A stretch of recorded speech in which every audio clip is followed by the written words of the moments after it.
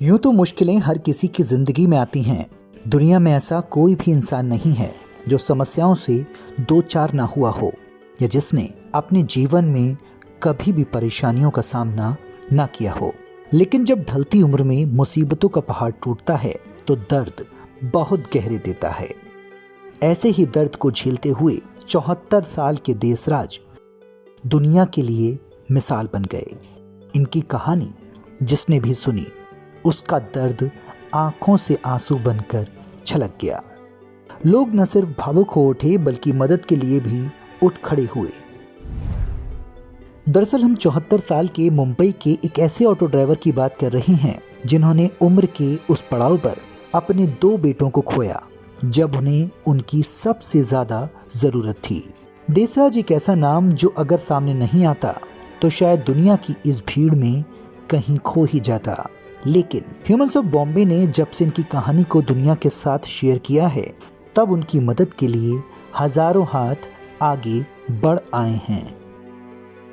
देशराज जिसने न सिर्फ बुढ़ापे में अपने 2 जवान बेटों को खोया बल्कि उनके परिवार को भी संभाला। आप सोच सकते हैं कि किस कदर इन बूढ़े कंधों ने जिम्मेदारी निभाई होगी। मेरा बड़ा बेटा 6 साल पहले घर से गायब हो गया था। ऑटो में मेरे बेटे का शव 7 दिन बाद जब मिला तो मैं आधा मर गया था। लेकिन मेरी जिम्मेदारी बढ़ गई थी।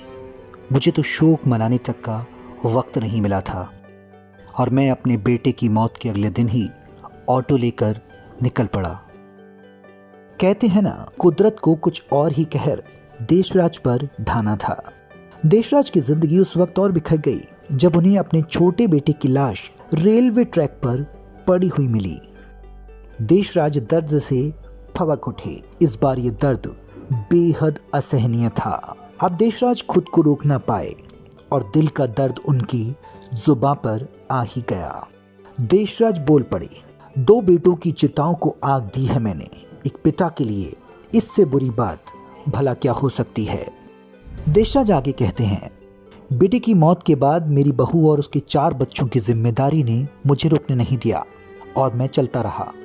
जब मेरे बेटे का अंतिम संस्कार हो गया तब मेरी पोती ने कहा कि दादाजी क्या मुझे स्कूल छोड़ना पड़ेगा, जिसके बाद मैंने जवाब दिया कभी नहीं, जितना तुम चाहो पढ़ाई करो। जिसके बाद देशराज सुबह 6 बजे से आधी रात तक ऑटो चलाते थे लेकिन फिर भी महज 6,000 रुपये ही कमा पाते थे।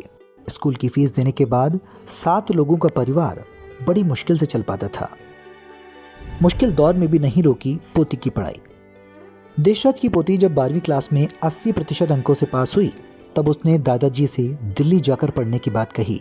लेकिन देशराज ने उसके सपने को साकार करने के लिए घर बेच दिया और अपनी पत्नी, बहू और बच्चों को रिश्तेदारों के पास गांव भेज दिया। बीते 1 साल से ऑटो रिक्शा ही उनका घर है और वो ऑटो में ही सोते हैं। सोशल मीडिया पर जब से देशराज की कहानी वायरल हुई है तब से अब तक उनकी मदद के लिए न सिर्फ लोग आगे आए हैं बल्कि उनके लिए 24 लाख रुपए की धनराशि भी इकट्ठा हो चुकी है।